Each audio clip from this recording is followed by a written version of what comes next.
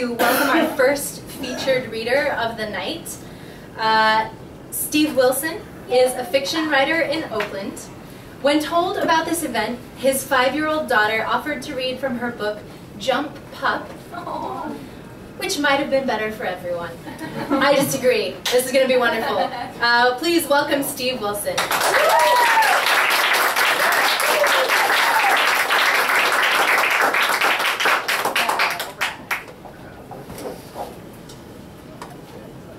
A story called Greyhound. You drink? A faded self-administered tattoo peeks out from the cuff of your neighbor's jean jacket as he holds out a bottle of Jack Daniels. His eyes are maybe green, maybe gray, friendly, insistent on hospitality being administered. He's got spare salt and pepper stubble and skin like an aged cheese and an energy that has no use for borders. You roll up your sleeves and take a swig, thinking this is an auspicious sign and more than you could have expected when you booked the overnight Greyhound to Salt Lake City. 15 hours of freedom, you say to the neighbor. Like a goddamned ocean cruise, the neighbor says. You start to hand the bottle back, but he nods at the couple across the way, looking at you with wet, smiling eyes. You nod back and hand the bottle to the 17-year-old across the aisle, whose pregnant wife is leaning comfortably against him, holding her belly. She's lanky as a mantis, but her face is full and her belly rises from the seat like a hummock from the swamp. The you that you were when you left San Francisco thinks the wife won't join the party, but already there's a new you settling in. And you're surprised to feel a kind of excitement as she takes a deep swig and passes the bottle behind her. She sighs with innocent contentment, smacking her tongue against the roof of her mouth, and that seems like a kind of possibility. Because freedom is a pregnant woman drinking. Because irresponsibility and freedom are the same thing. When the bottle comes back to you, you take down another slug like a thirsty man from a canteen. The couple is headed home to Salt Lake City, you'll discover once you're on the road. Excited to be headed home, you ask? And they laugh a private laugh. She looks up from where her head rests on her shoulder. Thought we had escaped, but and then they laugh again. The husband's clothes have a kind of wornness that translates as beige. He has a duffel bag under his legs he didn't want to leave below. It's dark and the light of day has been replaced by the lifeless fluorescence of highway exits, Taco Bells and Motel 8s like a kind of deja vu. Your neighbor slides down his window and lights an unfiltered Lucky Strike, puffing out of the corner of his mouth while the cigarette dangles. He offers you one and you take it, even though it's been years, and the smoke when you draw it in feels like being young, and then like steel wool, and then the driver gets on the intercom, you smoke again, I'll put you out on the side of the road, nobody will give me a hard time about it either. Your blood runs cold and you think for a moment of swallowing the cigarette to hide the evidence. But your neighbor gives the international sign for jerking off and flicks a cigarette out the window, so you do the same.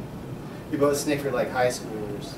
He claps you on the back and it's like he's your best friend in the world. A little while later, the bottle's going around again and he's cracking you all up with tales about his ex-wife. Like matches and kerosene falling in love, he says. No good for anybody. One time they were blitzed and stole a hearse just for laughs and made it all of 3 blocks before they realized there was a body in the back. Damn thing was so fresh it was sighing, letting out its last wind. That's a thing that happens apparently, kind of halfway between a moan and a sigh of relief.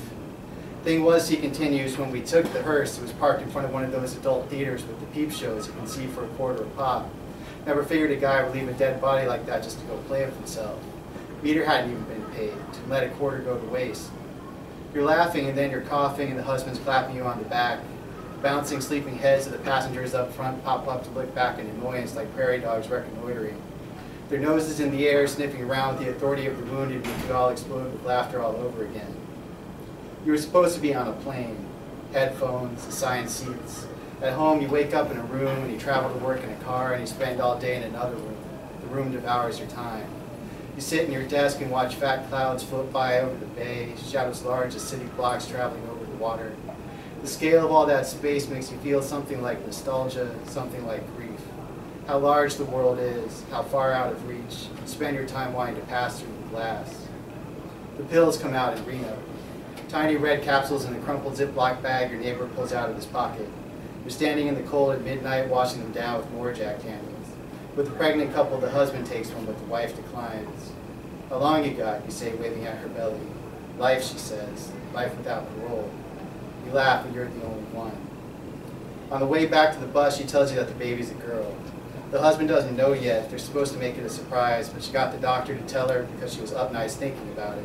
How they needed to get ready for whatever it was, start preparing themselves for all the particulars. It seemed wrong not to find out something they could. Feels like she betrayed him, but it was a smaller betrayal than not knowing about her own child. Anyways, knew she was a girl from the very beginning. Doesn't know why she ever doubted it. Maybe because knowing she's a girl just makes the baby seem more like herself. She feels worst of all bringing the little girl back to her mother's place, like she took off on a solo flight, and now she's crash landed with a passenger on board. People survive those, you tell her, crashes. They land in the damnedest of places and they gut it out. And she smiles, rubbing her belly. I think that's the way she is. I can tell already she's a tough one, like I tried to be, but she's the real deal. You agree if the kid's like her mom, she's not going to be pinned down for long. Then you tell her about your missing dog. For months you've been putting up signs about your lost dog, all around your neighborhood and several more besides. People, a surprising number of people, call all the time with leads, leaving messages telling you about this or that dog they think matches the picture on the posters. But you don't have a dog, or you haven't for a long time. The pictures are of a dog you lost when you were a kid, ran away and you never saw it again. Back when you were a kid and your parents were as ancient and foreboding, full of love as the world itself. Back when you were a family. Best case, the dog died of old age years ago. She asks you why you're doing this, and you tell her it's interesting to see how badly people want you to be reunited, that mostly it's an experiment on yourself. Your heart beats faster every time someone tells you they found him. You go to the spots they tell you to look. You wait to see if he'll show up. You tell her how earlier today, among the messages about the dog, was a message from your sister. How her voice had sounded different, then in the recording, you weren't sure if she'd changed it or if you'd just forgotten what she sounded like. How she'd asked you to call her. How the request had also seemed like a wild tip, like the directions to some imaginary long-lost place, but your heart had sped up anyway. You tell her that you sat back in your chair and your neighbors were playing dance music, the bass thudding through the walls like someone trying to get in, like the police at the door, needing to respond to some emergency that you had caused or are unable to handle. You tell her that the pounding filled you with relief. You tell her you're not sure why you're telling her these things.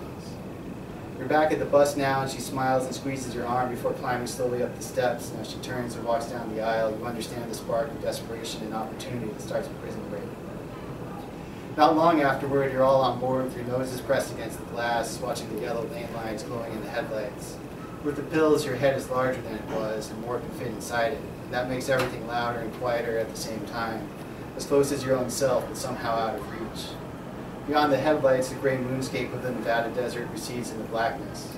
You're laughing with the rest of them, but when you crane your neck up, there are so many stars your stomach turns with the fear of the space between them.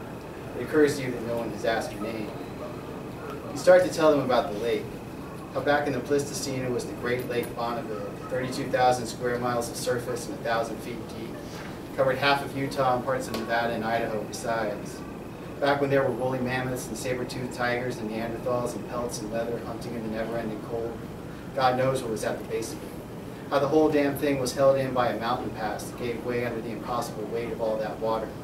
How a wall of water 400 feet high carved the earth like a plow, left behind this inland sea where water comes but never leaves except by turning to vapor. How the salt left behind is so thick it burns. How sometimes you picture yourself riding the crest of that flood, hanging on to its edge till it swallows you up whole, like the great tide of history obliterating your solitary life, carrying you to, sir, you need to keep it down for the folks trying to rest. The scolding basset hound eyes of the bus driver are watching you in the darkened windshield. The neighbor jerks off and rolls his eyes. Someone's got detention, the husband says. I like that, the wife says, referring to your monologue. Back then, nobody was tied down to anything. Nobody had a home to go home to. How's that a good thing, says the husband. She shrugs at him like he doesn't understand some essential thing about her and never will. The great truth of her life is that it doesn't matter anyway. Just then, the baby starts to kick. The mother's eyes widen in surprise, and when she tells you what it was, you all circle around her and place your hands on her belly, looking at one another, anxious and reverent as kids with a Ouija board. And you can feel every quiver of motion among the four of you, transmitted along the curve of this pregnant woman's belly. You're all breathing so shallow now, trying to quiet even the sound of your own breath so that you'll feel it when it comes. When it announces its arrival, the tiny red-blooded thing, waiting and daring the deep red blackness, waiting for thump. The baby's foot kicks against the skin of her belly and you all scream. Even the neighbor screams like a little boy. Heads pop up in unison around the bus and glare, but you're all sharing a precious secret in the pads of your fingers, in the encrypted grooves of your fingerprints. A tractor trailer comes the other way on the highway, headlights blaring, and the bus is illuminated with a total and painful light. You arrive at the lake at dawn. The The surface is dark purple and smooth as a mirror, and the horizon has receded on all sides. You switch seats with your neighbor, and you're quiet at last, gliding smoothly past piles of basalt and salt water. Soon this will pass. You will continue on this highway, and you will arrive where it was built to take you, where you press your hand to the glass. Something clangs ominously, and the bus comes slowly to a halt, billowing smoke from the engine.